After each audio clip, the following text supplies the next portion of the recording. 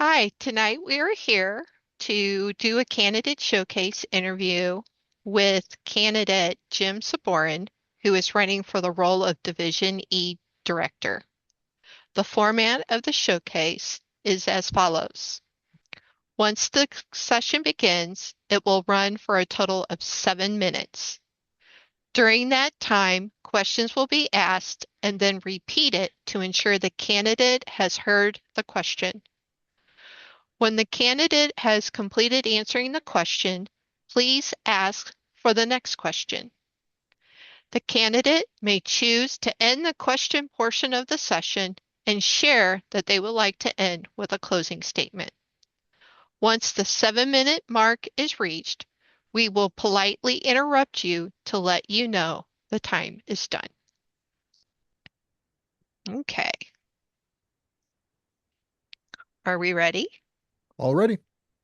All right, let me move to the speaker so that you are now showcased.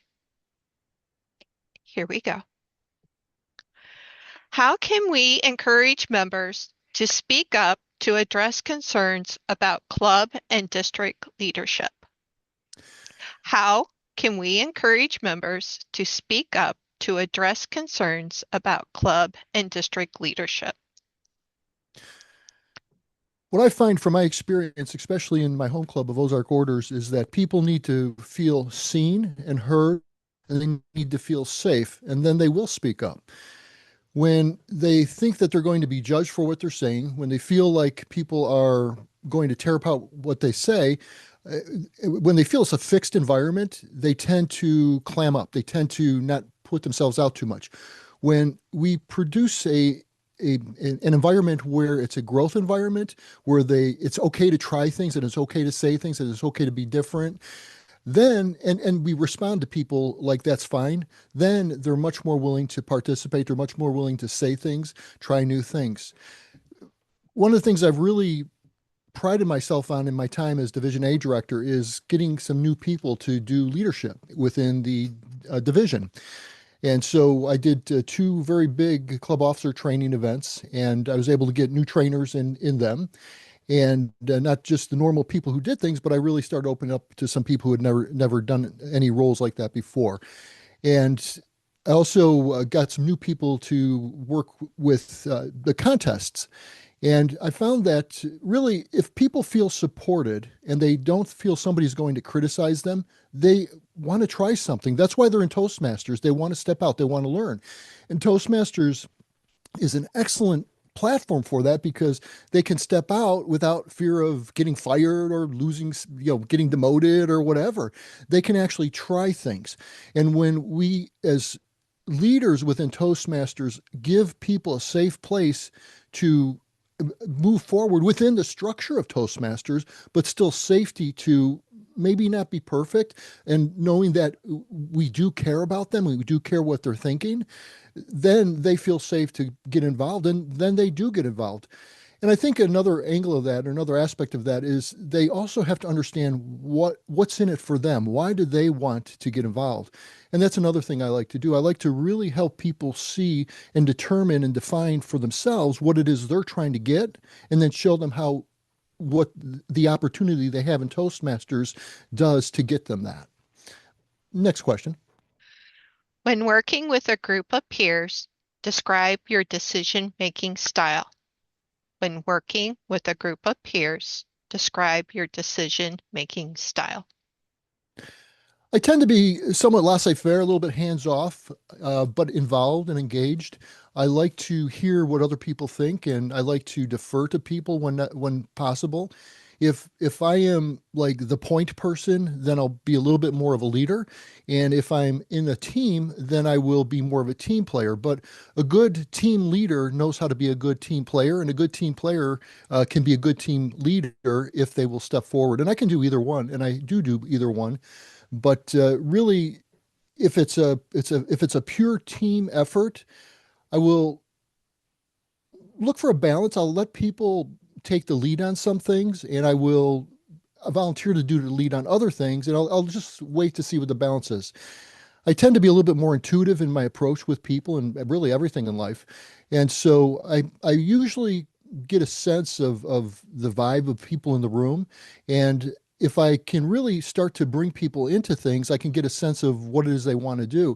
And so it's really a collaboration. I would say my style within a group of peers is highly collaborative, although my style is always collaborative, even with where I'm like the point person and I'm the leader, but more so when I'm with peers. Okay. All right. Next question. Where do you see yourself in 5 years in Toastmasters? Where do you see yourself in 5 years in Toastmasters? Well, I will definitely be a DTM. I'm pretty close to that right now. I got a little busy this year with being a Division A director, but I'm so close now that it will just happen naturally, easily next year. And so that's a part of my own personal growth. My own personal growth within Toastmasters is to improve my speaking, to do more professional speaking. And I've really grown a lot in the couple of years that I've been within Toastmasters. And I expect to be very polished in 5 years. In terms of leadership, that really depends on where the movement takes me with it.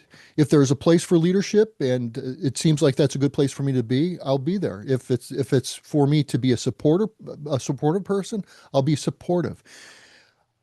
I really have enjoyed Toastmasters. I consider it to be something of a playground for business and a playground for trying leadership out and a playground for polishing speech. And so I kind of consider it to be a sandbox of sorts where I can try new things and I can see what happens. And so I've really had a great time leading people and just trying some new things with people. And I've really learned a lot. And so I don't really have a set place to be because I don't know if I want to lock it in so much right at this point. I know for my own personal goals, DTM, I'll continue to grow, I'll continue to polish my skills and my leadership skills as well. And then I will take opportunities as they arise. And there's always opportunities, but those opportunities aren't always necessary frontline leadership, but there's always an opportunity, and I'll always be taking the opportunity. So I don't have a specific place to be in 5 years in Toastmasters, but I will continue to grow in leadership and speaking skills, and I will go where the opportunities are. What will you do differently than past leaders? What will you do differently than past leaders? That's a really good question.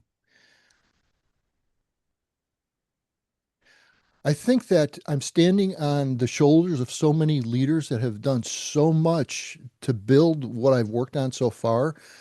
I'm not really sure I would do things different in the sense of, well, I'm going to change things. What I really see it is I would do things different and I will take it forward. Division A was a great division, great leaders, and really strong. And so when I went in there as Division A director, I just started building off of what other people had done, and really that's a collaborative thing. And And and we've reached our 7 minutes. beautiful. Wow, that was so fast. I talk a lot. See how good I'm getting? Yeah, you did awesome. Thank you. Well, Jim, I'm going to stop the recording now and thank you for joining us. Thank you, Karen, and thank you, Sharice. I appreciate the opportunity.